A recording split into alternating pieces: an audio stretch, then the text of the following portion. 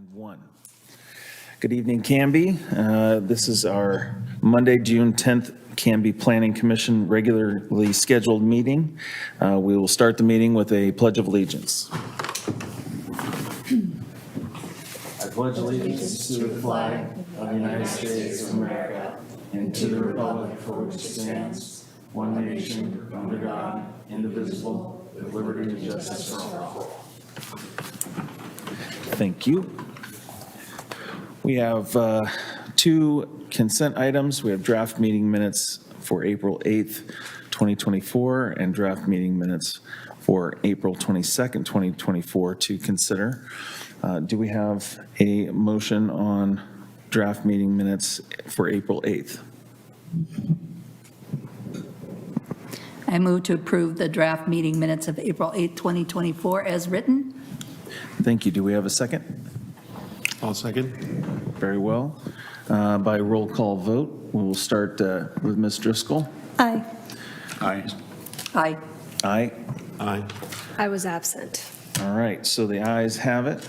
We will approve draft meeting minutes for April 8th by a vote of 1, 2, 3, 4, 5, 5 to 1, or no, 5 to none, because you were abstaining. Yeah. All right, and then draft meeting minutes for April 22nd. Do we have a motion on that one? I move to approve them as drafted. And a second? A second. Very well, by roll call vote, we'll start with Ms. Driscoll. Aye. Aye. Aye. Aye. Abstain. Aye. Very well. Those meeting minutes are now adopted as written for April 22nd, 2024. Next up is our citizen input on non-agenda items. This is an opportunity for members of the public to address the Planning Commission on non-agenda items. Each person will be given 3 minutes to speak. Staff and Planning Commission will make every effort to respond to questions raised during citizens input before the meeting ends or as quickly as possible thereafter. Do we have any citizen input? We do not. Very well. No citizen input. Next up is old business. There is none. New business, there is also none. Moving on to the public hearings portion, we will turn it over to Planning Director Hardy to discuss housing needs analysis. Chair Ellison, would you mind reading the work session script? You bet. So, do you have a work session script? I do not. It should be on your sheet. Oh, you know what? I do.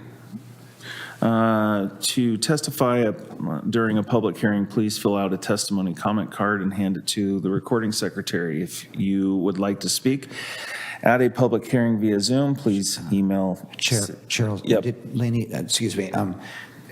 Is there one for the work session? It's on the back. Negative.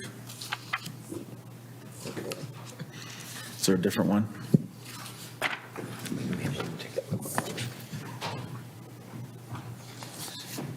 Right, there's that one. Nope, just this. These are the ones that.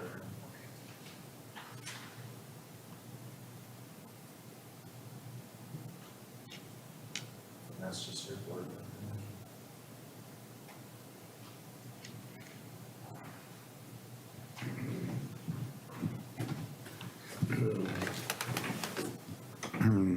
I will abbreviate. Very well.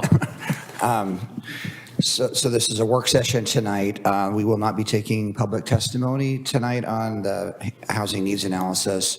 But this is, this is a test, excuse me.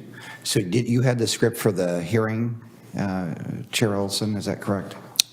I just had the lead in for how to testify at a public hearing. Okay, please proceed. Okay. Thank you.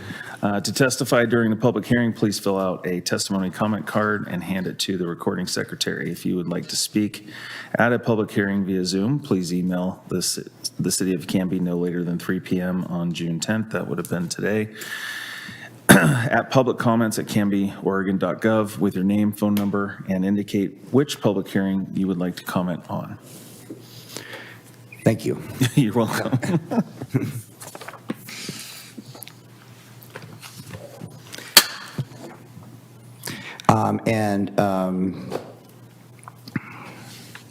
I think that since this is a legislative process, we'll just, for those that are interested in testifying tonight, I think what you just said, Chair Ellison, is fine. Okay. Yeah. Oh, and everybody will be given an opportunity who wants to testify for the item before the housing needs analysis tonight. Okay. So then at this point, do we turn it over to you for? Yes, that'd be great. Okay. Good evening, Commissioners. Tonight, we have the housing needs analysis hearing item before you, which you'll be reviewing tonight, and we're hoping for recommendation of approval to the City Council for their July 17th hearing. I'm going to abbreviate this, and if you have questions regarding the staff materials that were provided, I'm glad to answer those. Tim Wood is next to me from FCS Group, and he's our economist and housing forecaster.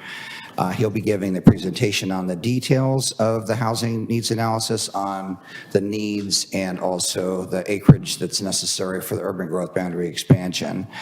We also have David Duman, our city attorney, online as needed for the presentation tonight. And I think Kelly Reed will be joining us from Department of Land Conservation and Development as well. Wanted just to give a few brief overview comments here, and if there are questions about this, I know this is not normally something that the Planning Commission sees or legislative items before the Planning Commission. This is a text change to our comprehensive plan. It is consistent with the comprehensive plan, the transportation system plan, the transportation planning rule, and statewide planning goals. This is a little bit unusual. It's a framework in the sense that it is setting the need for Canby for the next 20 years on what the need is and what has been now analyzed for the need, and also the acreage for the urban growth boundary expansion need. That's really its purpose. It's not to approve development. It essentially identifies the need, and the acreage is what it does. And it's a basis for us moving ahead with an urban growth boundary expansion for residential land within the city. I did want to, and I can go into further detail if there's questions on that, and David is here as well on the legislative part of that. And as it is a legislative item, the City Council will be making the decision on this, but your input is important tonight. I did want to cover a few things tonight on the extensive community outreach that's happened over the last 2 years. This is a culmination of a lot of work, and it's an important milestone. We've had, over the last 2 years, 4 advisory group meetings, 2 open houses, 2 community surveys, 2 joint planning commission city council work sessions, 3 independent city council work sessions, 5 planning commission independent work sessions, 2 Canby Herald articles, and many meetings with Department of Land Conservation and Development. So it's been a long process to go through this. It is an important element in our process, just like the economic opportunity analysis that was completed. This is very similar. This is the other piece of that, dealing with housing. With that, I'm going to turn it over to Tim, and this is really intended to get into the technical details of the housing needs analysis, and the overview of that. And if there's questions at the end, we're glad to take those. Thanks, Don. Good evening, Commissioners. Thank you for your time. I'll quickly review where we're at on the housing needs analysis, and we'll take questions at the end. Oh, can I? There we go. Oh, okay, great. So real brief overview of what we'll be discussing this evening, the 3 major elements of a housing needs analysis. Your buildable land inventory, which measures how much buildable residential land is inside of the urban growth boundary now. Your housing needs projection, which will show what the city will need to accommodate over the next 20 years with respect to housing. And then finally, the UGB sufficiency analysis, which sort of melds those 2 things to determine whether or not there's adequate land inside of the urban growth boundary to accommodate housing. So brief overview of our buildable land inventory that we've been working on. So the analysis shows that Canby has 221 acres of buildable residential land inside of the urban growth boundary right now. That reflects a 65-acre deduction to represent the projects that are in the construction pipeline. So things that have either started or have completed construction since the beginning of our analysis. And we'll get back to that in a moment because we'll end up talking about what that pipeline construction means for the housing needs projection. This table shows a really good sense of what we're dealing with here in Canby. So as we said, 220.8 acres, the top line here, you can see that most of that land is inside of the part vacant acres category there, the kind of the middle column, where we're showing 163.9 acres. So that reflects properties that are large enough to accommodate additional units. We're required to consider those, but there's already a house on them. Your 53.5 acres of vacant land, that's pure greenfield, and then the small sort of 3.4 acres of redevelopable land. Tim, could I just pause for a moment? This is property within the current city limits or current urban growth boundary. Just to be clear on this is not the expansion area. Right. Okay, Yes, so- thank you, Don. That's a good point. And then over there on the right-hand column here, you'll see where that's broken out by comprehensive plan designation. So you can see there at the top, 5.4 acres in the high-density residential, 37.2 in medium, so that's where your townhomes, your plexes would go. Low-density residential makes up the vast majority of your buildable land inventory right now at 173.7 acres. And then you've got your commercial zones, which we would expect to accommodate a little bit of high-density residential, mostly in the context of mixed-use development. And the reason that this is important to discuss now is housing affordability is a top concern throughout the state, and certainly that's true here in Canby. You can see in this table, we've seen pretty steady increases in home value from 2019 all the way out to 2023. You're averaging about 8% per year growth in the cost of ownership housing. That's in line with your peer communities here. You can see in Aurora, in Wilsonville, and in Oregon City, there's a similar sort of vast increase. And I did check today before I came to see what the median home value is right now, because this is 2023 data I'm showing you. It's back up to 583. So in spite of this small drawback that we've had in home prices, reflective mostly of increase in mortgage costs, it's right back. So there's still really strong demand. And that affordability concern exists among your renter households as well.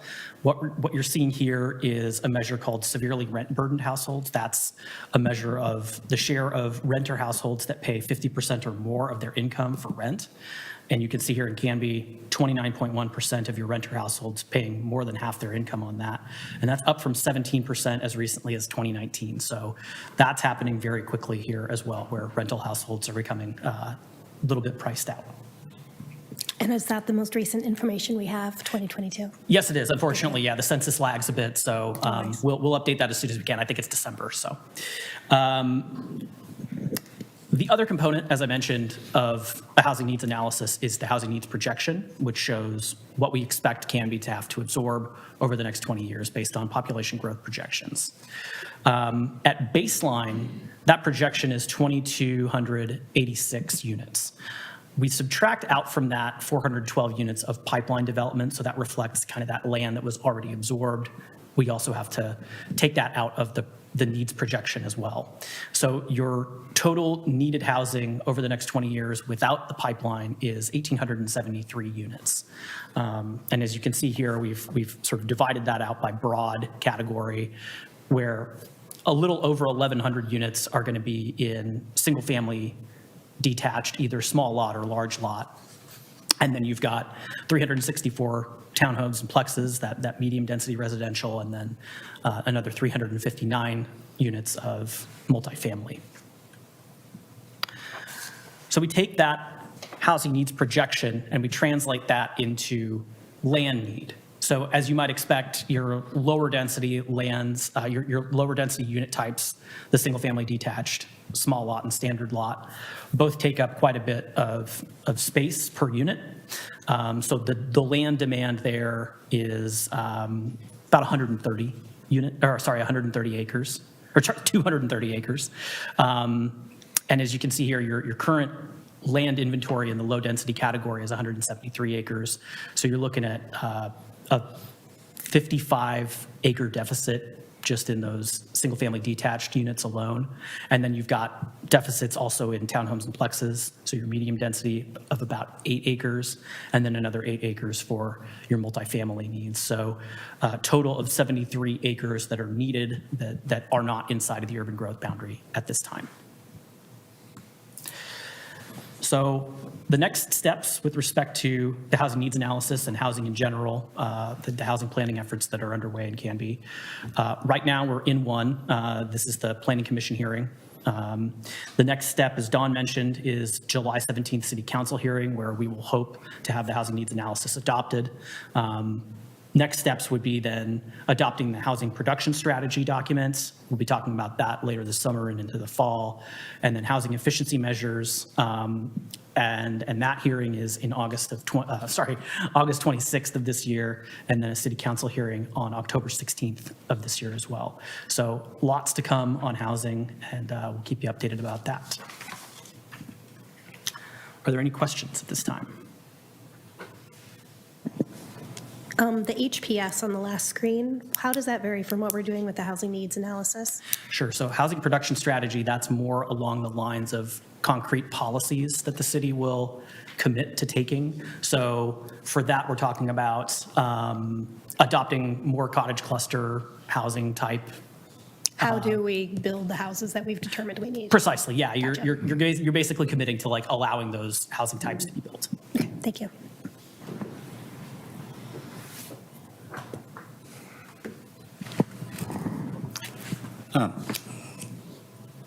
So I'm just trying to understand this, so bear with me here. Sure.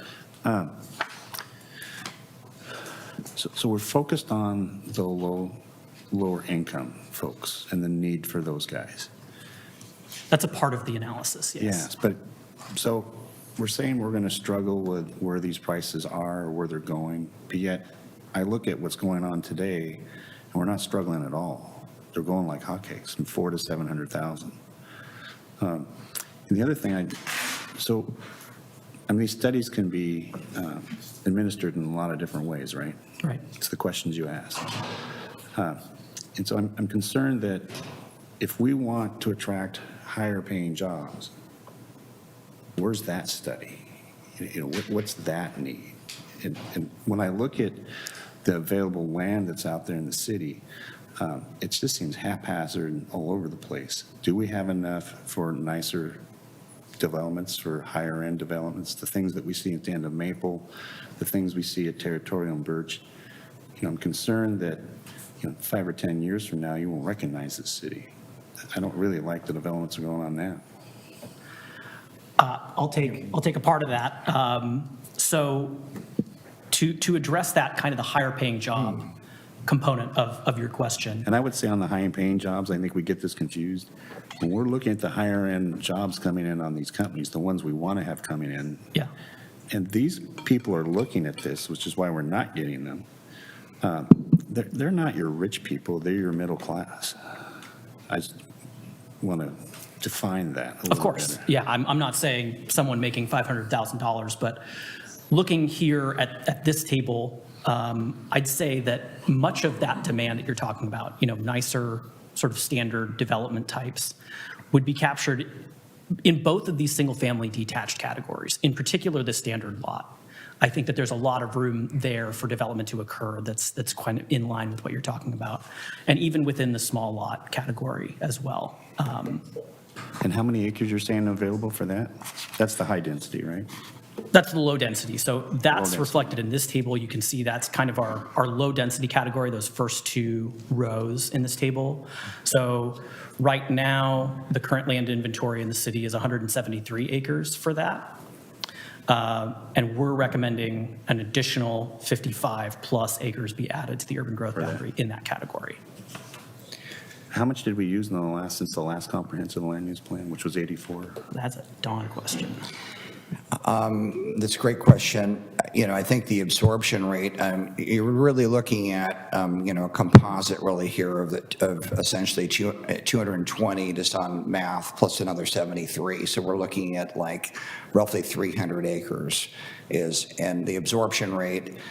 I can tell you in housing units, it can run, and again, these are in different cycles, so we don't necessarily generate 200 units a year, and it varies, but it's probably around that acreage, or could be around that acreage every 2 years. That cycle, it's a cycle that happens, and I guess, from the sense of where we've been, this is probably the best we're going to get from DLCD. We've spent 2 years working with them. This number has gone back and forth on discussions and varied from less than what we're presenting tonight.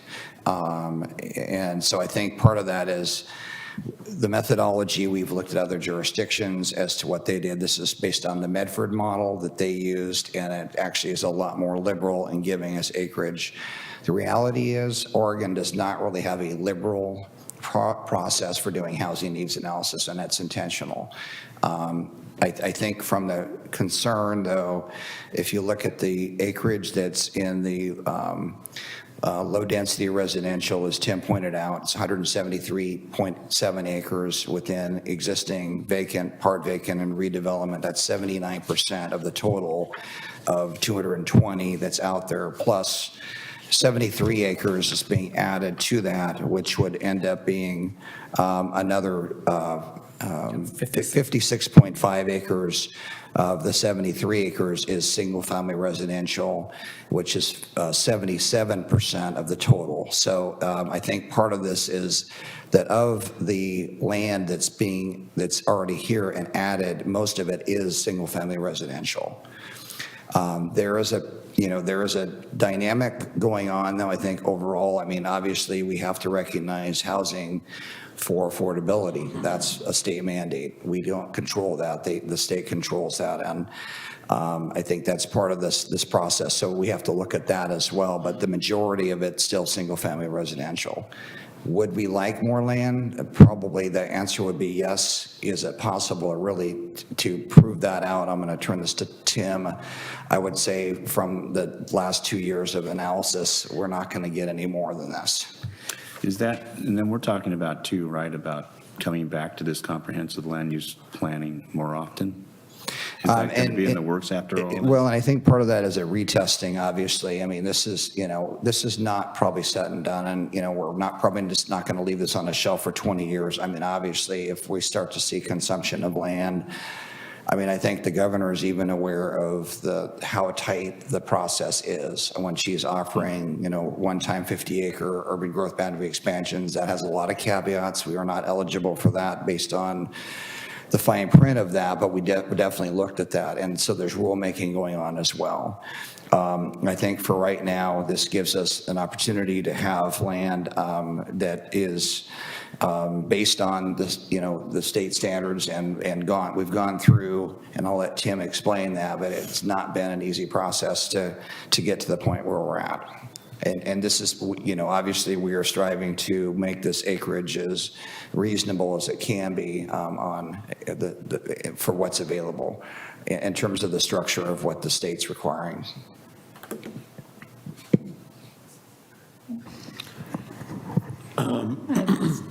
Oh, you want to go ahead?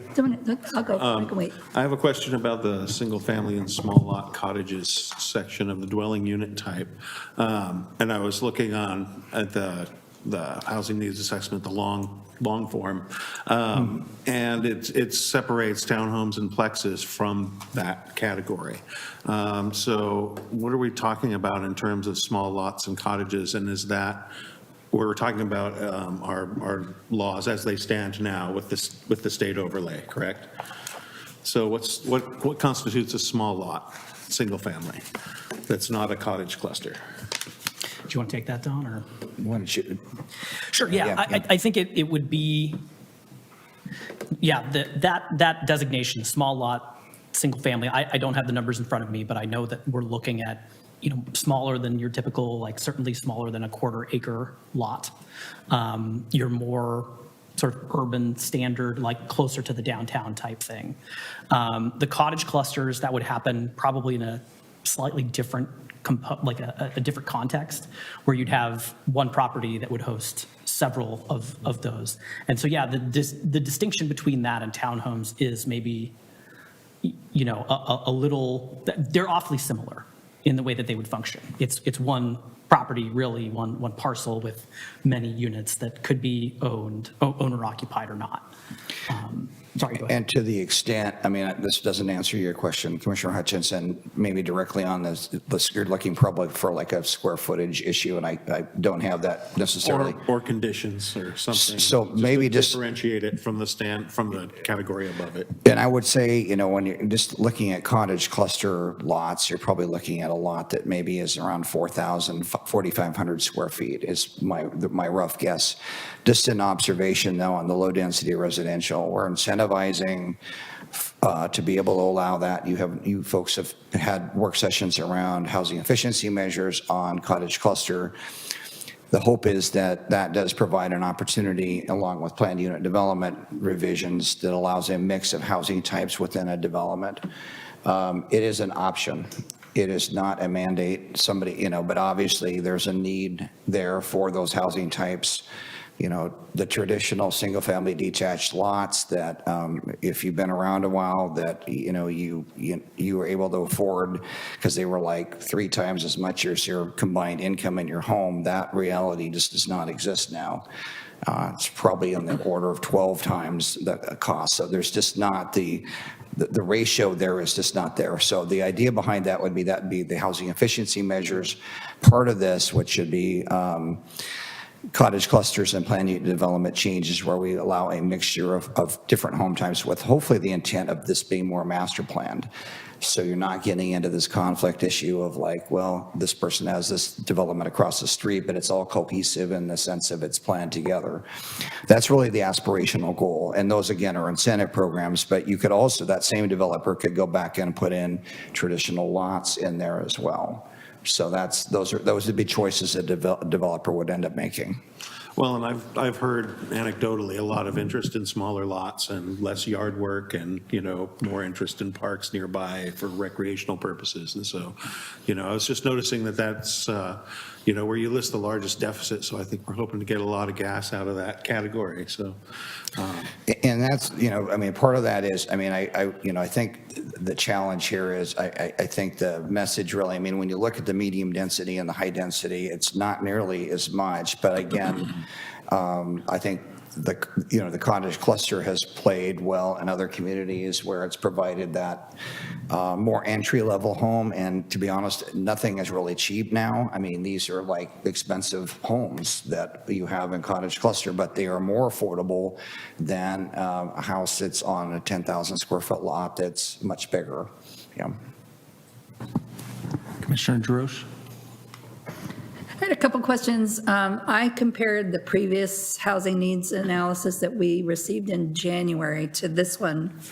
I do that electronically side by side because that's my jam.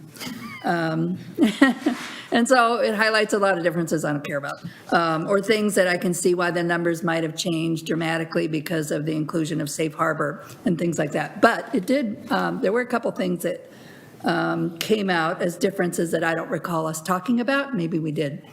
So the first one is, it looks like we try to use the most recent information, which makes perfect sense where we have it. And the current report says the findings are primarily based on data as of 12/23, and I know we don't have all that for everything. But what struck me was the population data in the previous report, we based that on the known population of Canby effective December 2022. But in the new version, we changed that back to an estimate from 2021. And I'm wondering, if we're talking about population and socioeconomics and all that, why don't we use the most recent actual number? It's just a question about the process. Why wouldn't we use the most recent actual number versus an estimate from 3 years ago? Why did we revert, I guess, from the previous report? Sure. So that's a great question. I would, do you know which table Yes, in? it's Exhibit 1, page 4. Okay, so we're looking at kind of the historic trend of population growth in Canby, right? Correct. The Yeah. table, the little table, but the narrative is a little different. Yeah, that's a great point, and I think what I'll do is probably make an edit to that. Okay. Because that's something that we probably want to have updated. Yeah, I understand the table is like from the state or something, and it's an estimate based on, I think it's Portland State, but should we use the actuals as we know them? And maybe I can answer part of that. So we went through the sequential urban growth boundary process, and so that was intentional to not have to go back through and do a new population based on what's going to be released in July, and we're on the cusp of that. And so my understanding was that was locking us into the 2020 population projection. What was? So so our population projection for housing needs analysis is based on 2020 information, and that was intentional to lock us into that. I Otherwise, we'd think have you to. misunderstood my question. okay. So the previous version starts by saying the current population as of 2022 is X number. Okay. We took that out and changed it back to 2021 Okay. for an estimate. That was, why would we do that? I just, the older version had an actual that was more current. And I'm going to have to defer to our consultants on that because Okay. I didn't put that in. I just thought it was Yeah, odd. I'm just. If yeah, you're yeah, updating yeah. a document, you don't usually revert back to older estimates when you have the actuals. Yeah. That's just my, Yeah, I'm trying to remember exactly why that would have happened. okay. I won't belabor it, just brought a question in my mind. Okay, the other one, and this one's kind of big because we use this number a lot. This is page 10. We talk about rental burden. And in the current version, it says over 29% of the rental households in Canby were severely cost burdened, 29%. In the previous version, from January, it said 17%. So what caused that difference? I think that is us updating that census data because I think that in that time, census data had provided 2022 data, if that makes sense. But we're saying that Canby went up from 17 to 29, but the county barely moved at all? Yes. What would cause that, I wonder? Possibly, That's a big number. Possibly a shortage of rental housing. Also, there is a lot more play as you get more granular with the census data. So what I'm saying is, as you zoom in to a place like Canby, there's a lot more movement. The margin of error is larger, and those statistics tend to move a little bit more than something as large as Clackamas County, for instance, where there's much more data that they get on a year-to-year basis on these ACS updates. Okay. So in 3 years, it went up by a huge amount. And also, there's a note that says rental units shown as housing unit surplus reflect housing that's priced at a level that is not consistent with current Canby household income levels for that market segment, because the surplus rental units are being occupied by households that are other income categories, which drives up the rental cost burden. That wasn't in the previous report. Is that part of why the number's different? I don't think that that's part of why. I think that we felt the need to explain this difference. Okay. Why is this happening? And as you can see in that next table that you're looking at, I think table 13 there. Yeah. That's a good illustration of why. I know that there's a lot of numbers in there, and so it's, But those didn't change from one report to another. I think that probably, So that doesn't explain why. well, The difference. I think that it does I think that the reason that text is in there is in an effort to explain that change, because it was so dramatic. So we decided to illustrate that more, because I think the prior version with the severe rent burden discussion wasn't so stark. These differences year to year weren't so stark, and the difference between Clackamas County and the state and Canby weren't so stark. But then once that changed, once the severe rent burden data changed, we decided we should add narrative about that. And where did that come from again? What was the source of that? Are you talking about the discussion of why households at higher income levels might be taking up more rental units? No, I'm still trying to understand the 17% versus 29%. the source of that. Census data. That's let's see, that's Okay. table B25070. Okay. Which shows the amount of a household's income which is paid to rent. There's a similar table for ownership units as well that shows similar data. Okay. I'll take a look at that. Let me see if there was anything else that stood out.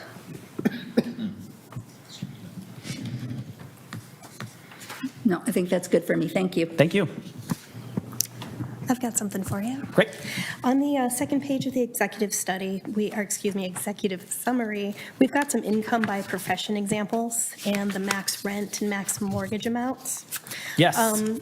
So I'd really like for us to add kind of a qualifier for that this is literally the max. If you have no debt whatsoever, you don't have a car payment, you don't pay for your medical insurance, you have nothing else going on in your life, then you could afford it at that level. Because right now, a $600,000 home has a $5,000 a month mortgage. Yes. And that's before you pay for anything else in your life. Yes. So if you're a lawyer making $128,000, you probably can't actually afford that house. And I wanted to question or comment that you'd made, Craig. You were like, oh, there's all these houses, $400,000 to $700,000, and they're getting snapped up. They're getting snapped up by people who already were in the housing market. They saw the increases. Like they bought their house for $100,000 in the late 90s for a big family house, and now it's worth $600,000, $700,000. Or they bought something even 5 years ago, and it went up $200,000. You can move from a house that's now worth $600,000 into another house that's maybe a little bit more and have some play. If you're somebody who wasn't in the housing market before, say, 2018, you're still blocked out of the market because it's so difficult to get into a single-family home if you didn't already have those resources of another home. So you can be making considerably more than this and still struggle to buy a single-family home. And to that point, we're looking at a really, really small percentage of townhomes, plexes, and multifamily here, where there's probably a large contingency of people who are under 40. Definitely this 30% of people who are heavily cost burdened. And this, I'm sure, is a pretty conservative estimate for people, I would imagine. And even if it's just 30%, we're looking at having this breakdown of 62% for single-family homes. There can be some moving amongst people who already own homes, but I don't know how many people are moving into single-family. So we've got this huge contingency of people who are locked into renting at really high prices and can't move into homes. And then we're saying we want to build 60 some odd % of our new homes at this level that nobody can really get into. So it seems like it's really limited in the distribution compared to if we're trying to move more people into the opportunity of some level of ownership, that maybe it doesn't, we might want to consider the distribution on that a little bit more. I've brought it up before. You guys are looking at a lot of formulas in the background that are informing it, but it just seems awfully low for the reality of the marketplace and the people who are trying to get into home ownership. That brings up a question on those. So on these, when you're looking at this, so you're showing examples by profession, but then you're saying the median family income is $88,500 in Canby.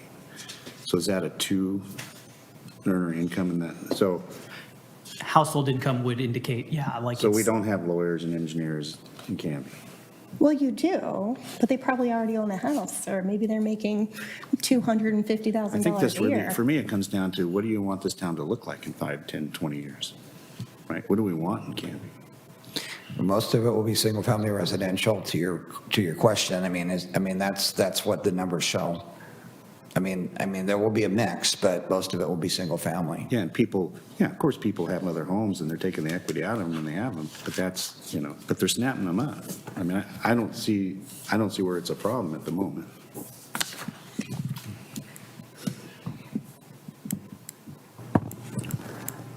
Commissioner Ellison, anything from you or quite on that end? No?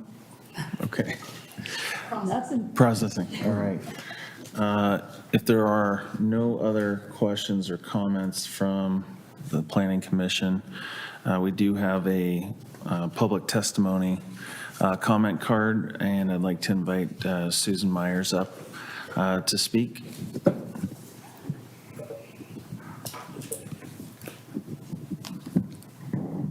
Hi, my name is Susan Myers.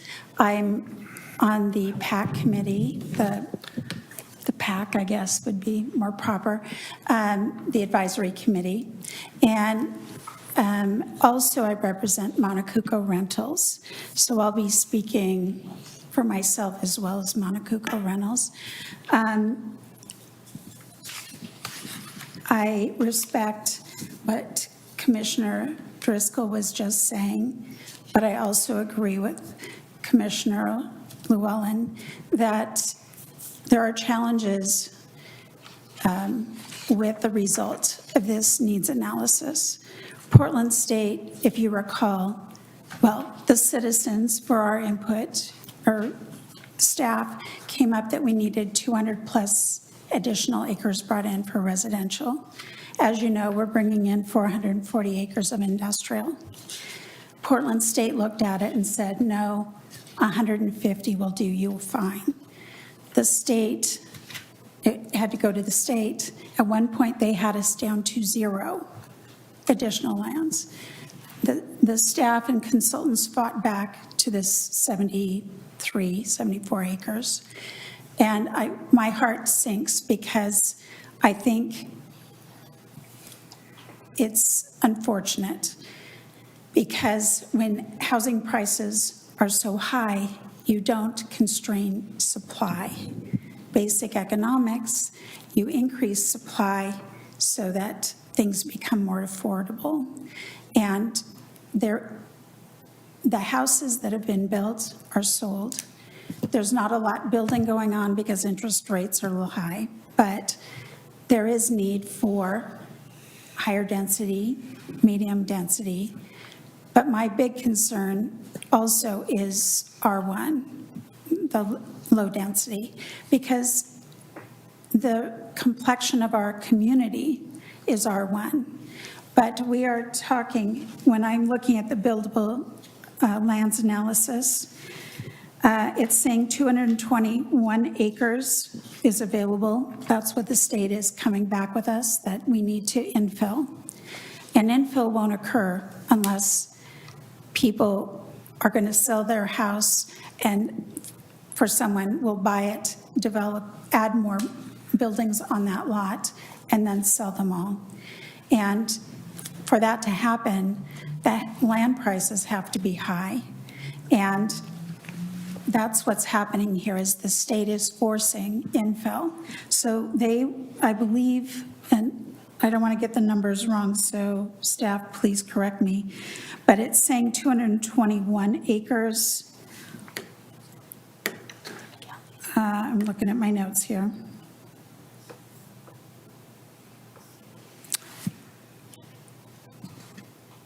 I came up with 44 acres. Only 44 acres in the buildable land study would be for R1 of the 222 acres. So here we are. And if 30% of 74 acres is 22 acres, that means we will have, assuming there's infill on the low density, more urban areas or parts of Metro. I know we're following what Medford did to try to claw back to something more reasonable. To me, the 150 acres seemed palatable. We're at 74. And I think we do need lower density. We need medium density, but we can't, we need high density, we need medium density, but we can't ignore the low density. And I think, I'm not telling you not to adopt it because I don't know what else Canby can do because the state has tied our hands. But I find this very unfortunate. And in the future, when people look back and say, what happened to our community? When did this shift happen? This is part of that big shift. And we're going to see it in the housing efficiency analysis that's coming up, where the state is going to be forcing infill and more of those steps. Again, no fault of staff. I'm just saying what I think is the unfortunate state of where we're at. And people will still be moving from southern states to Canby. In my neighborhood, almost half the residents moved here from California. And I think that will continue more and more as water and power and everything down there is more challenging. But not everybody wants to live in medium or high density. It's a place to get into the market, but I think everyone's goal is to be at least in an R1.5, hopefully an R1. Some may not want it, but I think we can't ignore it. So thank you so much for your time. I appreciate this opportunity to speak. Thank you. Thank you, Susan. Susan, how many acres do you think should be in there? The 150 that Portland State 150? said. Canby thought it should be 200 and something. Portland State said 150. When we all participated, that's what we came up with. It's only when it went to the state that it shrunk down to 74. Would any other commissioners like to address Susan's testimony? I just don't understand where the 74 is coming from when the numbers we're seeing here are so different. I mean, just this. I'm saying 74, see the 73 right there? That's our deficit? That's how much is coming in. That would be the expansion area. From the growth boundary yeah. for residential, 70. We're expanding the urban growth boundary, 440 some acres. So you're wondering how they came up with the 74? Well, no, just the slide that we were on 2 slides back that was saying how much we had available, and then we're adding that to it. So It's all, most of it's infill. So if you have a house on a decent sized lot, the state is saying the city can't expand until those people, everybody, or most everybody that has a decent sized lot develops it. and we didn't take that out after the discussions about how the infill wasn't going to be infilled? And we have Kelly Reed on as well with the LCD, and I don't want to put her on the spot, but I think there is very specific methodology, to Susan's point. And maybe backing up a little bit here as well. You know, looking at this, and I'll let Tim speak to that as well, and the iterations of our reports. I think on the methodology that we were going through, and initially looking at need, there was some inconsistency, just to be quite blunt, with our analysis that we were doing at the beginning of the process. Tim, did you want to speak a little bit about that? Sure, yeah. This is obviously going to draw more scrutiny because it's resulting in a deficit in the urban growth boundary. And so state looked at our work very closely and found that well, they pushed back on some of our methodologies. And as through that process, we sort of went forward and backward, and we've landed on this number. And so that's the long and short of it. In terms of specifics, I don't know what to specifically discuss, but with respect to the work that we did around that infill component, there's a lot that went into that, but ultimately we landed on the Medford model of strike price analysis, and the state was very helpful in helping us to develop that analysis for Canby, and it's landed us where we are now. So, And I think maybe the one piece that this all boils down to is what is the participation rate for land that is in the boundary, our current boundary, and in the city limits, and what are the assumptions around conversion of that land over 20 years. That is, I think, what you're speaking to, Susan. I would need Kelly to speak to that issue a little further, but that's it. I think that determines a lot of what we're assuming on conversion of land, vacant, part vacant, and redevelopment is a critical formula in the entire process. But we have spent a ton of time with the LCD on this. I don't feel like, and they're looking to try to support this in a way where they give us their support. We don't want to end up in an appeal. We don't want to end up in a lawsuit with 1,000 friends, and that can easily happen if you go outside the parameters. Oregon has made this very stringent in terms of the process, and that's about all I can say about it. Thank you again, Susan. I'm not sure if maybe just if it might be helpful to have some input, on this if Kelly was willing to provide some commentary. Hi, Kelly Reed, DLCD. Are there specific questions that you all want me to address? I heard the vacant or partially vacant land kind of methodology. Anything else? I think that would be the main part, Kelly. I think the gist of this is just, it would be helpful on the formulaic part to speak to that on what the regulatory framework is on what we're looking at. And I think what you've seen and how there are exceptions to this, and I know that Medford is one of those, and we followed that formula, but maybe speaking a little bit to that. I mean, I think the general concern that I'm hearing is, is it enough? Is the acreage enough for 20 years? That's the question that's out there. Right. So I guess regarding the methodology, what the state rules, Oregon administrative rules on buildable land inventories have very specific parameters for vacant land, partially vacant land, and then any redevelopment assumptions that the city might make. For partially vacant land, I believe it's larger than a half acre, but there's an existing home on it. Then you can carve out a 1/4 acre for the existing home and then count the rest of that acreage as buildable land. Now, that is kind of like this what we call a safe harbor. So that's a methodology that really can't be challenged as it's written into state rule like that. A lot of cities come up with a different methodology to use to count that partially vacant land a little bit differently, knowing that there may very well be lots of properties out there that are half an acre or a little larger and have an existing home and will not develop any more housing on that land in the next 20 years. And so there are different ways to kind of come up, try to figure out or come up with a methodology that's reasonable to account for that. And that's what Don is talking about is the Medford example.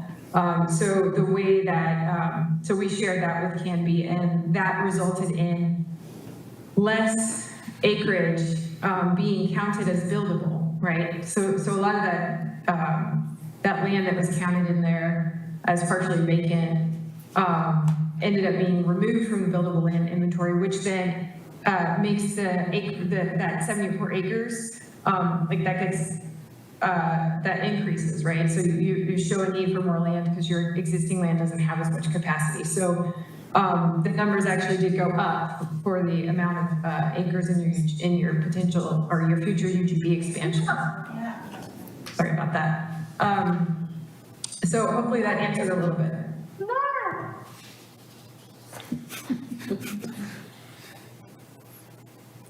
Can I say Go ahead.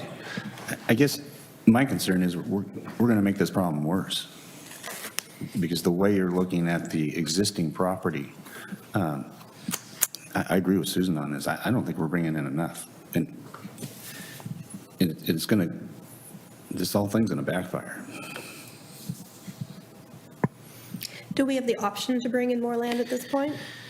I don't believe we do. And Kelly, I mean, correct me if I'm wrong, and also Tim, I mean, if we chose safe harbor, we'd end up with less land. There were two options we looked at, and this is B, and B actually has more acreage than the safe harbor. I mean, that was my understanding. Yes, Yeah. that's right. Yeah. And I think, maybe the question, Kelly, I mean, in terms of like the state formula for going through this is, I'm assuming that this is the standard, just to, maybe rewind this, the standard formula for going through vacant, partially vacant, and redevelopment land, and the assumptions around what will convert over that 20-year horizon. I'm assuming that is not only in guidelines, but that's how other jurisdictions are being treated. That's correct. The methodology that you use, like I said, that there are different ways to go about it. It all has to be kind of based in some sort of fact and be reasonable, based on substantial evidence. So there's case law about this.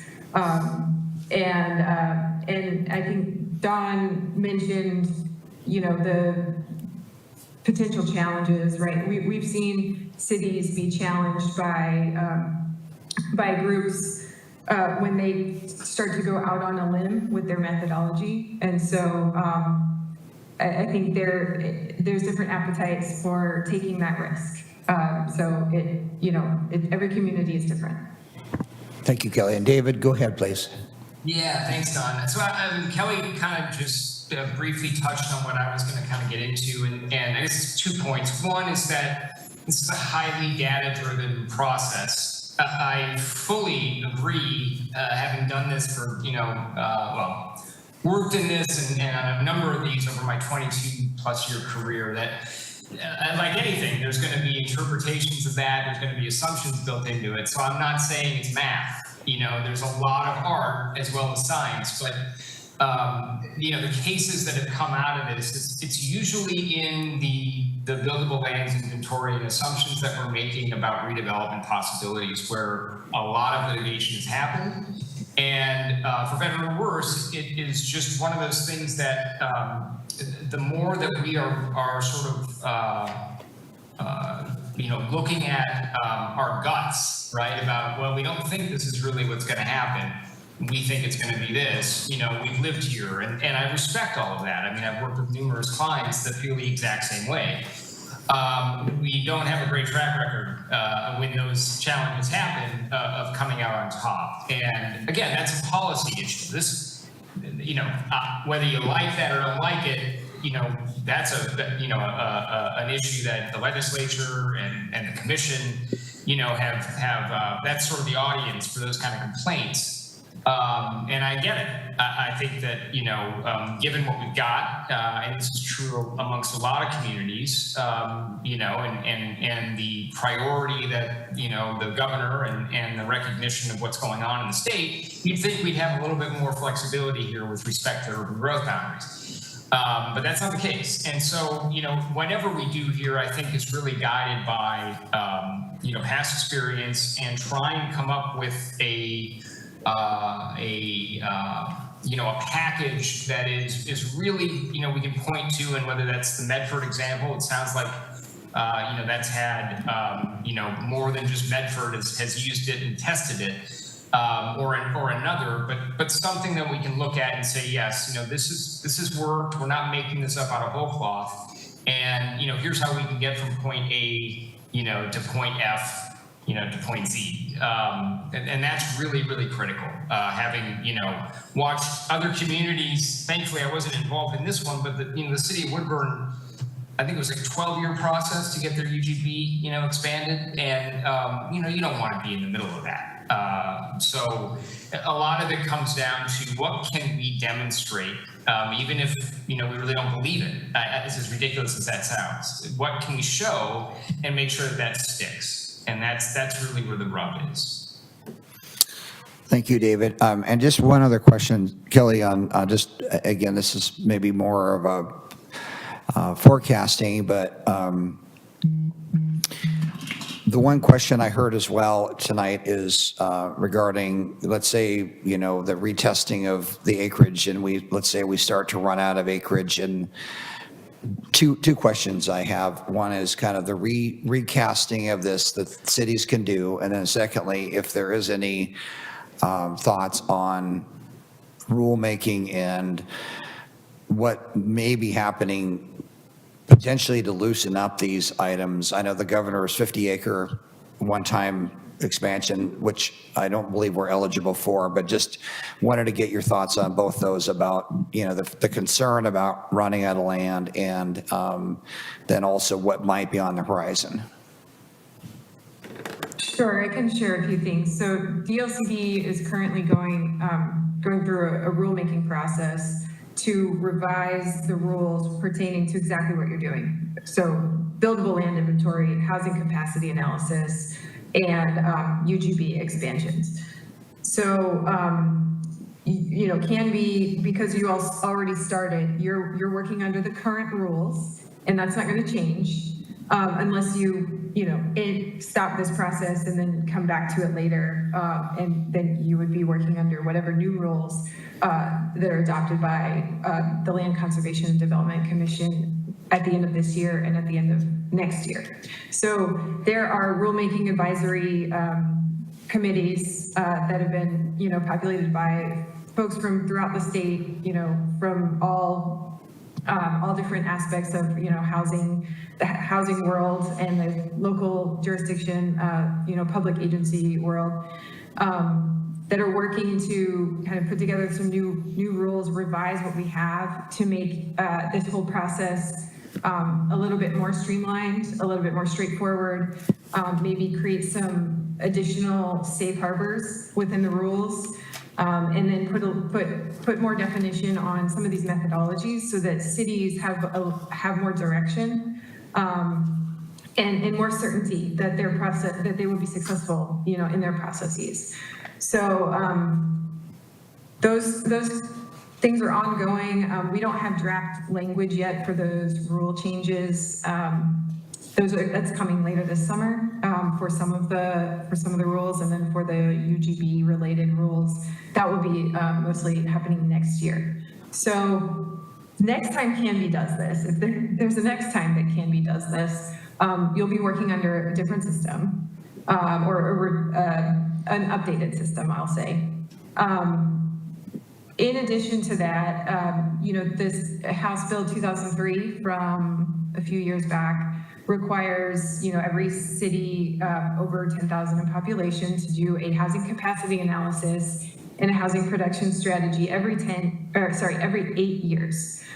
So Canby's, completing your housing capacity analysis, also known as housing needs analysis. So when I say those two terms are interchangeable at this point. So you will come back in 8 years and do this again and assess whether you have enough land for 20 years, for the next 20 years. And so there may very well be a next time around fairly soon, potentially. And you'll be working under a updated and hopefully much better set of rules at that time. So hopefully that's helpful. Kelly, I have a question. Under those new potential rules, do you see any liberty being extended to the municipalities, or just further tightening and more prescriptive procedures being imposed on these cities? I don't know enough. Well, we don't have rule language to look at this time. Thanks for the question, Counselor. I would say and I haven't been part of that process, so I'm not close enough to it to really be able to answer your question. The rulemaking advisory committee has essentially a charter with kind of its overall goals, and so that might be a little bit informative to what was their aim. So I would maybe point to that at this point, and then very soon we'll have a draft set of rules for folks to react to.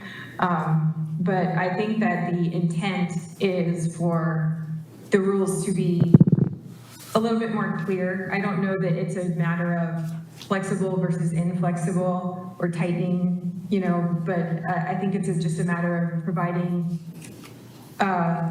more options that are that just give cities just more certainty in the process, and address some things that have been litigated in the past, to hopefully make the process just a little bit more smooth.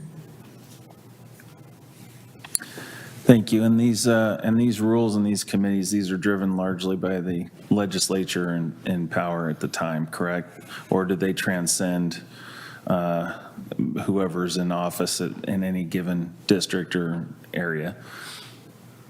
So the legislature directed DLCD to kind of put together this new way of doing planning for housing called the Oregon Housing Needs Analysis.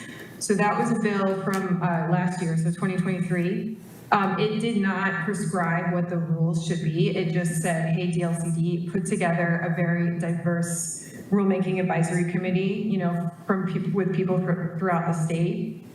Both urban and rural and all sorts of different interests, and then, you know, come up with some better rules to, you know, make our Goal 10 housing planning system better. So it's not, it's a process that happens within DLCD, and then the rules are adopted by the Land Conservation and Development Commission, and that commission is made up of 7 people who get appointed by the governor, and they have terms. You know, I think the terms are 4 years most of the time. So, you know, they're from all over the state as well. So it's not directed. The rules were not directed specifically, you know, by any lawmakers.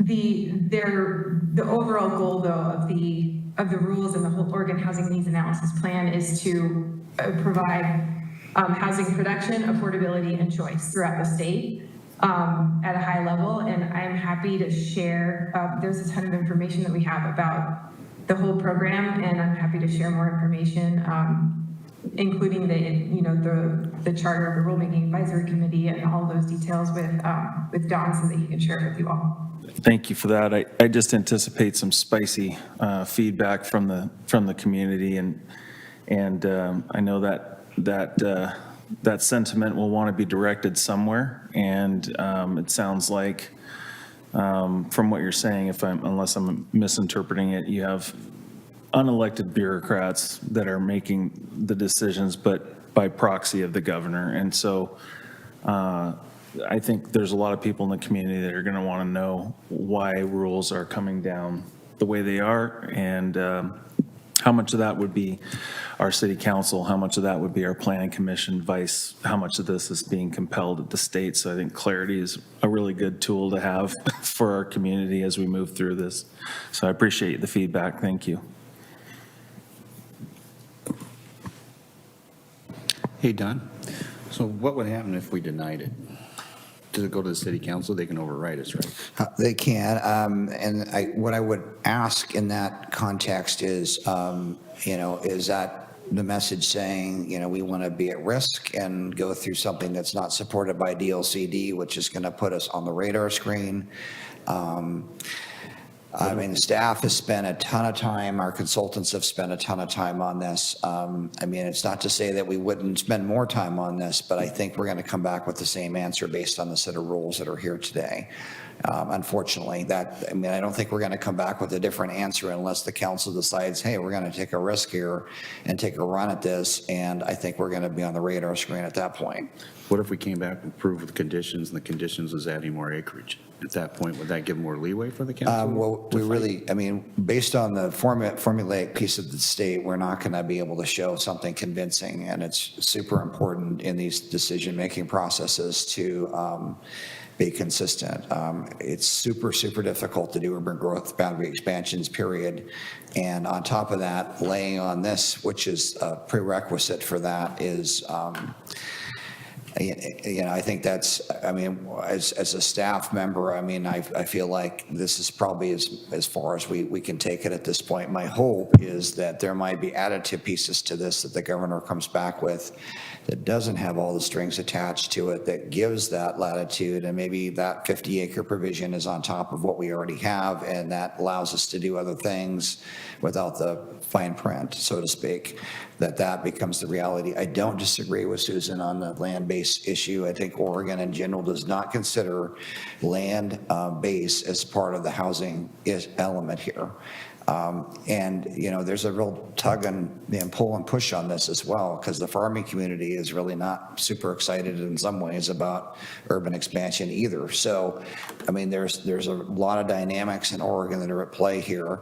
But at least if we had the tools, then we would have the ability to flex a little bit more quickly to the realities of the market. I think in the near term, obviously it probably won't have that much of a bearing, but as we start burning through land, that's when I would say there's going to be more of a challenge. And, would we burn through all the land in 8 years? Well, it'd be quite a bit of land to burn through, but it's possible that could happen. And, again, we need to, that's kind of looking at the economy, and it's really hard to predict what's going to happen, but it does look like it's improving. Does DLCD at that point act as a partner, or can it act as an advocate for the city to communicate back to the legislature about the needs that are? We're kind of doing that right now with. Well, I understand, but I'm saying, Yeah. we're assuming worst Yeah. case scenario, we're going to bump up against a hard stop. Sure, yeah, and we've actually had conversations with folks that are in Kelly's group that, on the Metro Solutions, and the director of DLCD is planning to visit here. We are having those conversations about some of the challenges that we're having, and I think that's part of that is just a continuous discussion. Unfortunately, for better or for worse, so the market factor of land is just not really looked at here. It's just not looked at in the same way as it is in other states, where you have a market factor built in, which allows you to have extra land that would be in the case you did exceed your percentages of absorption, and that does have a bearing on price, but it's not something currently in the rules and the regulations that I see that really is being acknowledged. And Kelly, you can correct me if I'm wrong, but that's my perception.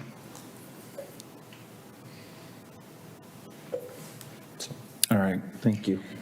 If we Go ahead, spend Commissioner through Driscoll. all of this acreage in the next 7-8 years, when we're coming back to this process, and it is at zero available, would that not give us a lot more latitude to bring more in? Because I feel like everything that we reviewed up to this point, we were saying we're looking at how much did Canby actually go through in the last 20 years, even the last 40 years since we had this process done in the 80s. And we've moved very slowly on that, and that was kind of an influence of where we were getting some of these numbers from. So if we managed to just blow through it all, it seems like that would be a strong argument for bringing in more land, that it wouldn't really be an uphill climb at that point. I think part of that, I don't disagree with that, what you're saying. I think the concern is that, it takes time to make those adjustments. Because you're going to be going through a process to do that. So if the process starts in another 8 years and we were out of land, then it might be an issue of I think it's how to be stop for proactive, and I think part of that is we are doing inventories. There's a state mandate for how many units have you produced, et cetera, et cetera. And I think all the cities are tightening that review process up about what is left and absorb, what's left that can be absorbed. Do we have the ability to request to start the process early if we see that we are starting to run low on available land inventory? Like if in 4 years we're starting to get closer and we are saying, hey, we should probably kick this off sooner and address it before it becomes a problem, could we do that? Kelly, can you answer that, or at least give a thought on that? Absolutely. You can do another housing needs analysis at any time, whenever you need to. So maybe we just build something into this, that there's a annual or semi-annual review of how much has been approved for building, how much of it's actually been built, and how we're tracking against the available resources, so that it, set whatever our percentage is going to be. When we hit 60%, we're going to restart the process again, something like that, so that we don't find ourselves without available land. Well, perhaps that's what we talk about with our recommendation to council, is that we're saying, okay, adopt this. However, we highly recommend that you build into your schedule a mandatory review of every 4 years or whatever it's going to be.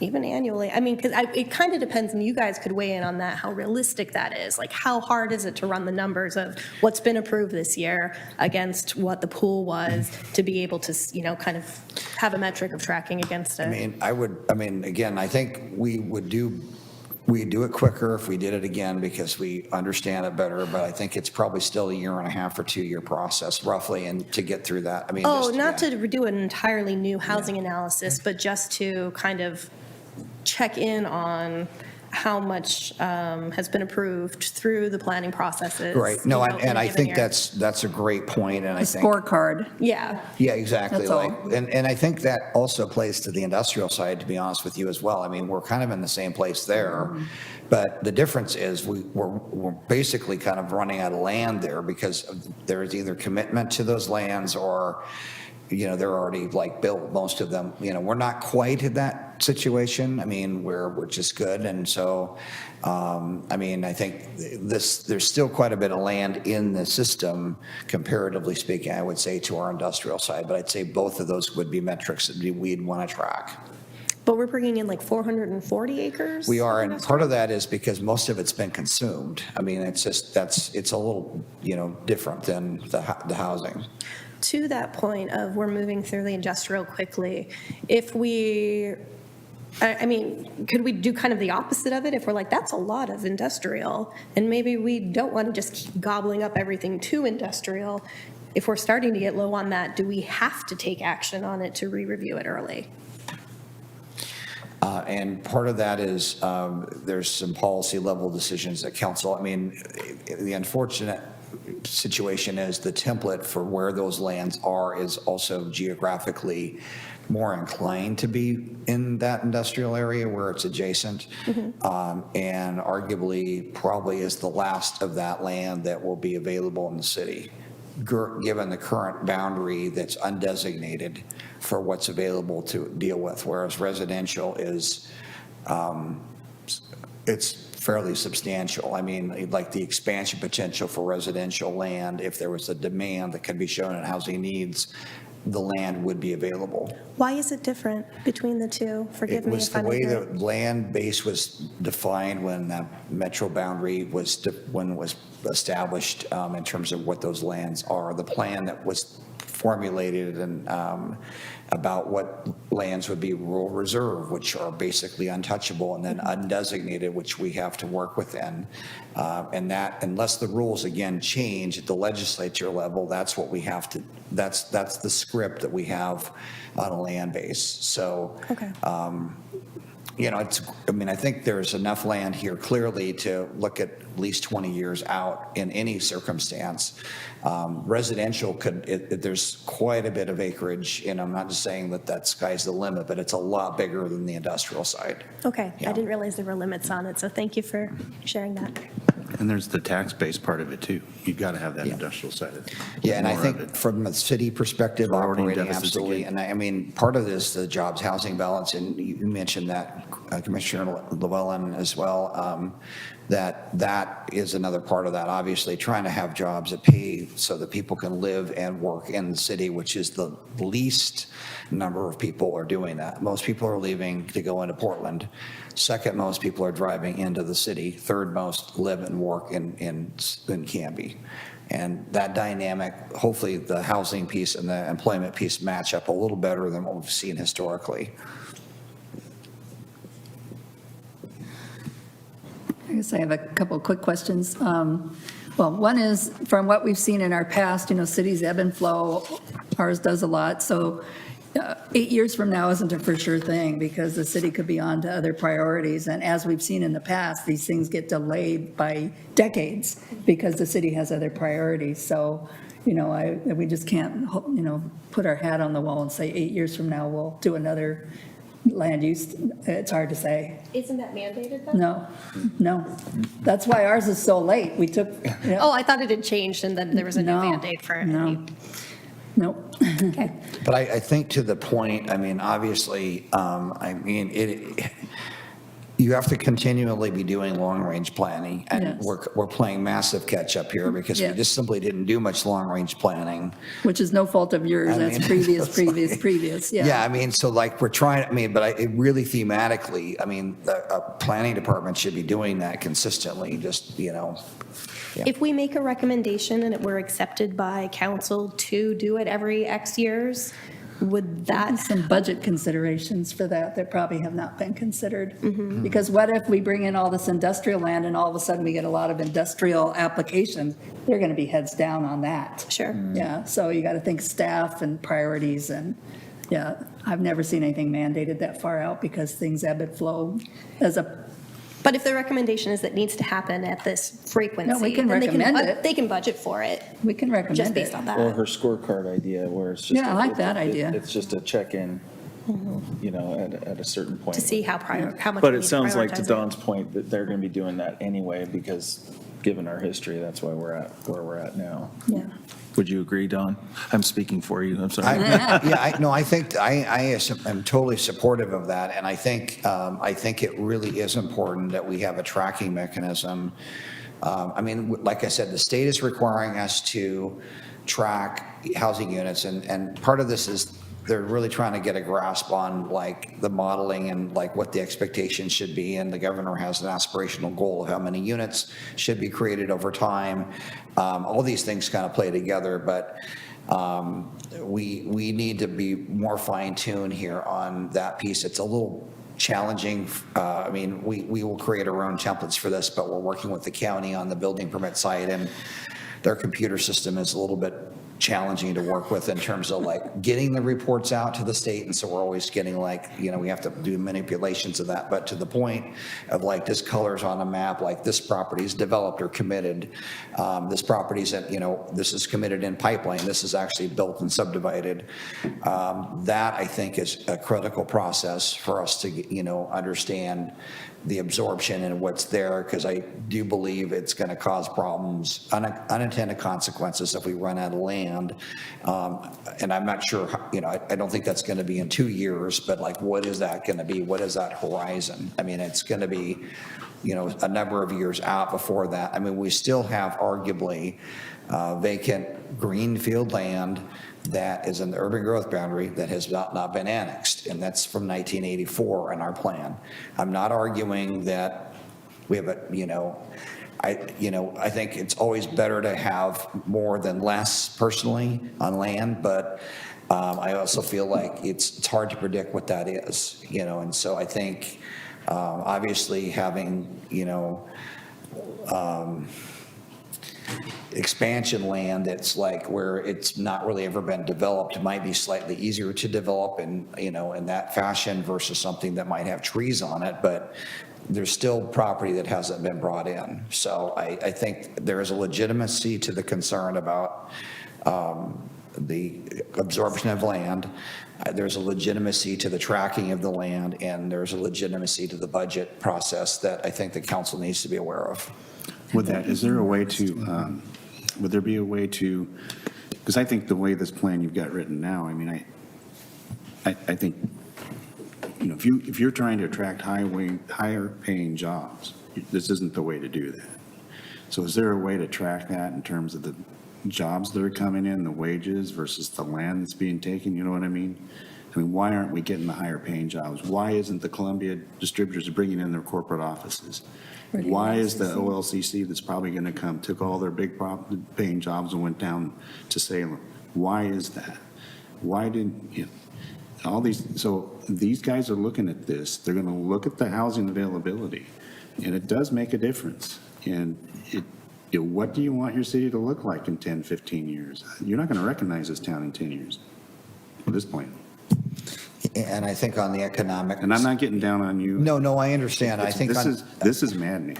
Yeah, I think there's always room for improvement on like the, you know, there's definitely marketing, et cetera, that we're, you know, doing. And I think some of this is probably tested out, you know, in discussions about, you know, especially when the expansion happens on the industrial, what will make the most sense. That's what we have control over. I mean, the future of that expansion area, and are there things that we could be doing better through our zoning tools, et cetera, that would be more appealing to even rule changes to the codes possibly that might be more attractive to certain types of developers.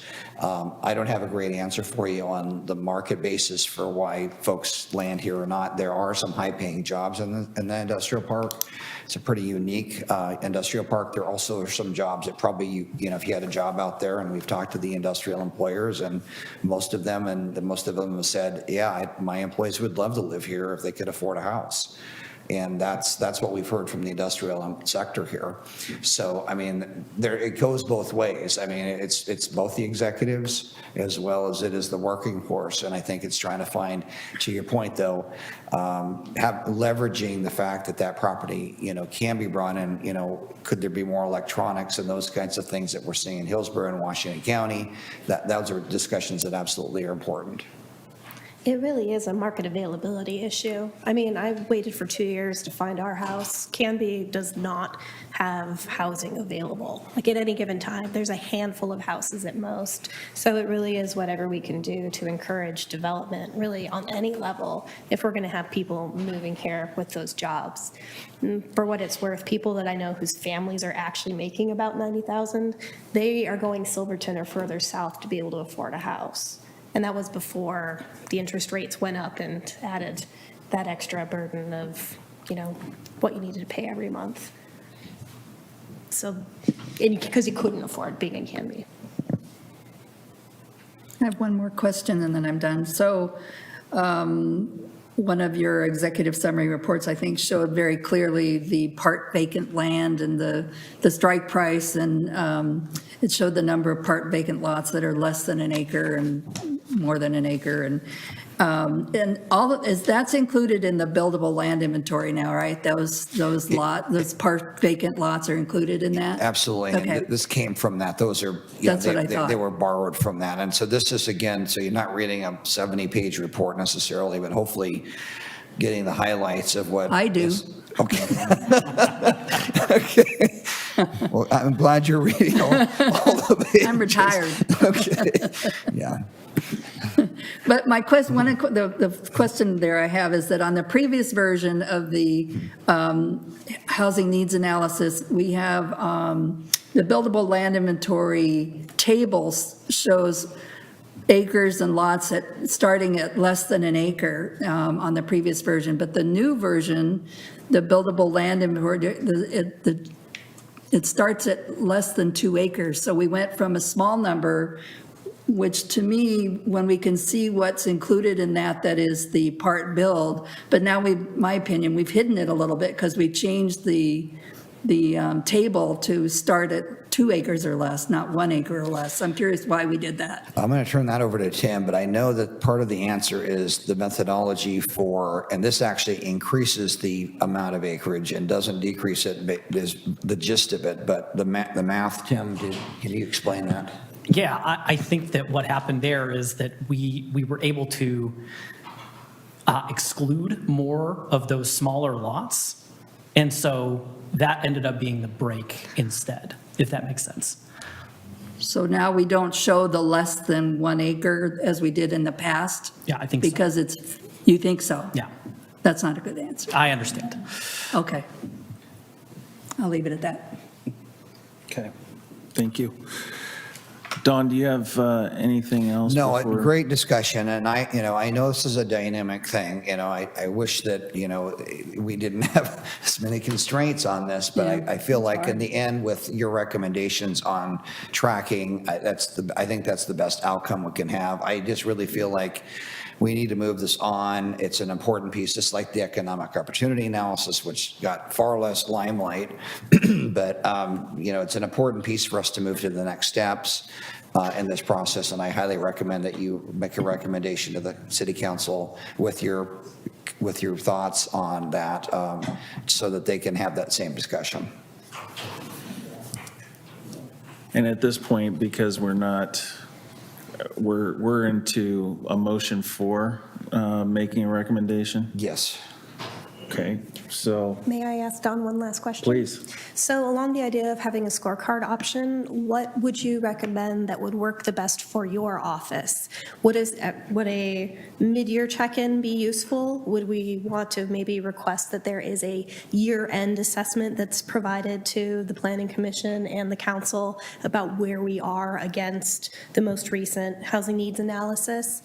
I would kind of wager a guess that maybe things are less crazy for you guys in the winter winter months than they are in the building months, or kind of, but maybe it's chaos at Christmas time leading up to people who are going to build in the spring. I don't know. So like, is there a time of year that works better for you? And do you have a preference of mid-year, end year? And I would say end of year, and I mean, for sure, we will be doing work sessions automatically, and those have not been scheduled. There always will be a need to have work sessions, especially with council, and these could be joined as well, and I have no problem doing both. It's just the logistics in this room become really crazy when we do a joint session. But I would say end of year, and I think it's a great idea if it was a yearly process. And it might, and I think this is going to get a little bit interesting because we also have subdivisions that they get a land use approval and they don't go and they don't put the dirt, they don't turn the dirt and they just leave, so there's all these categories. Somebody that's subdivided, waiting to sell their property. Somebody turning dirt, not completely platted. Those that are platted, waiting to put homes on them.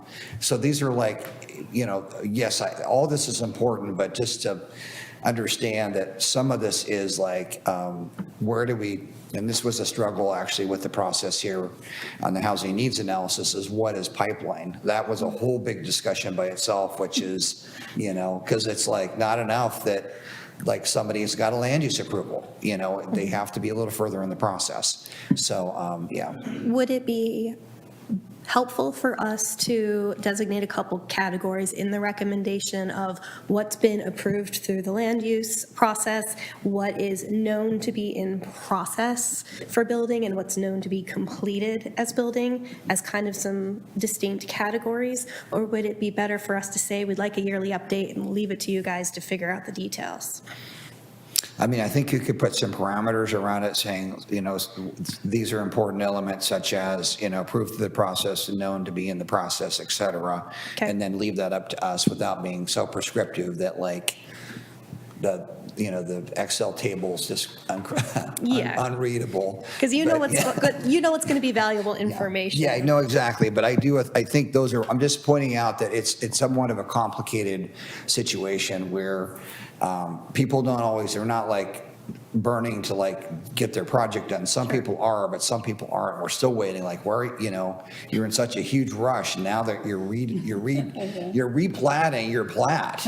Why didn't you build those out? I mean, it's so. But yeah. Go. Maybe a big thermometer that just has the number of acres on it that we approved, and then when it gets up to the top. Or the pain chart, state, from green to red, where are we against that? Okay, thank you.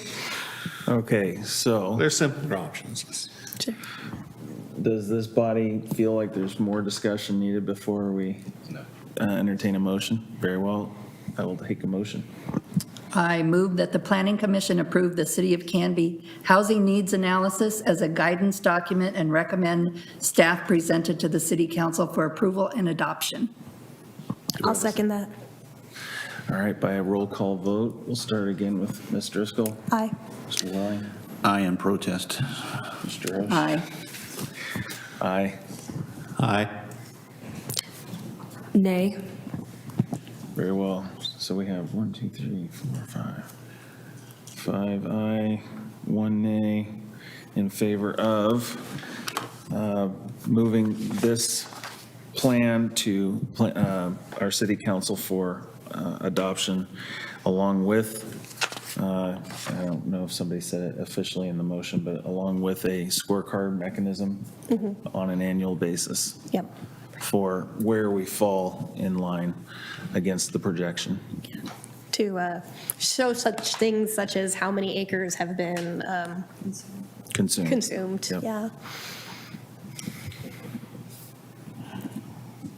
Okay, unless there's anything else, we can move on to, well, first I want to say thank you to our guests. Appreciate the patience and the clarity. Not all of us have a government background, don't know the legalese, don't know if we're even asking an offensive question. We don't know sometimes. So we appreciate you making the effort to explain what is in bounds and what we can do and affect and what we cannot do. So thank you for that. Appreciate it. Items of interest from planning staff. Don, do you want to speak to that as well? Yes, thank you, Chair Olson. And just a few updates for up-and-coming items. So June 24th, our next planning commission, we're going to have a work session for housing efficiency measures coming back. Those will be cottage clusters, planned unit developments, and residential within the highway commercial zone. We'll have another discussion around that topic, hopefully narrowing down the elements there and answering questions that you previously had. That's the next one on that we have identified.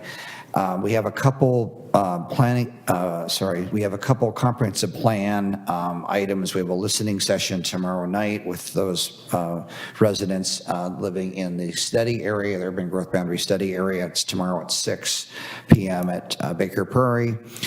We also have a June 20th Community Summit number 4 on at Baker Prairie, also at 6 p.m.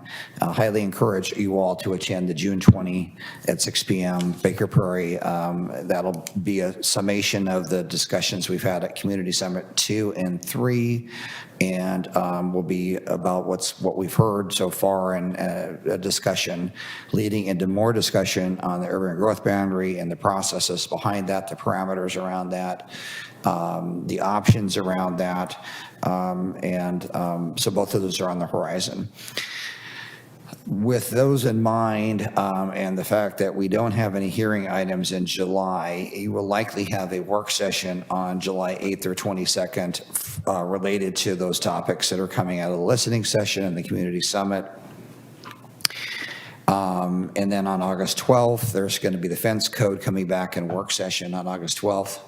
I see some smiles, so. Ready to bury that fence post, Don. I think we're all ready to bury it. Okay, so we'll be dealing with that, hopefully resolving that's another thing we're trying to get completed as well. Hot topic. And then we have a technical advisory committee for our comprehensive plan process this week, June 13th, and that they'll be meeting to talk more about the transportation elements. And that's about it for right now.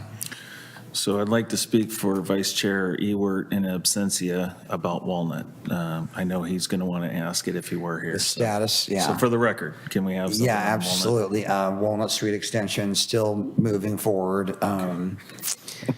You know, I mean. Okay, And, yes, still moving forward. That's fantastic. I'd be happy to give Commissioner Ewert more information about that, but, you know, I think it's still on the same trajectory that it was before. I mean, it's a critical project for that area. I think it plays well into that urban growth boundary, which is the current urban growth boundary, that area being brought into the city, and it's a critical step in that piece of it, so. Thank you. Commissioners, anything before we take a motion for adjourn? I have a request, and I think I've talked about this before, but when we have a draft document like the housing needs assessment analysis, for me, it's helpful to see a version control or a change control so I can see what changed from the previous version to the current one, and maybe that's just me. I did that electronically. It took me 10 minutes, so probably less than 10 minutes. But unless no one else is interested, I can still do it. No, I will like second it. that because Okay. a It's track just changes from option one to be able version to look at right, that yeah, was just so nice. And I'm sure internally you go through many versions that we don't need to see, but just to compare what was the last one to the current one, that would be really helpful. Yeah, absolutely. Thank Yep. you. You can still send us PDFs, but then for us who want to dork out, you know, send us a doc version. I don't need it. You don't need, it's okay. Oh, whatever. Yeah, it works fine with PDF. Okay, we'll do it in a PDF. Very well. If there are no other comments, concerns, or issues, we'll take a motion for adjourn. I move that we adjourn the meeting. Do we have a second? I'll second. All in favor? Aye. Aye. Thank you very much. Have a lovely evening, and thank you again to our citizen input guests. We appreciate it. Thank you.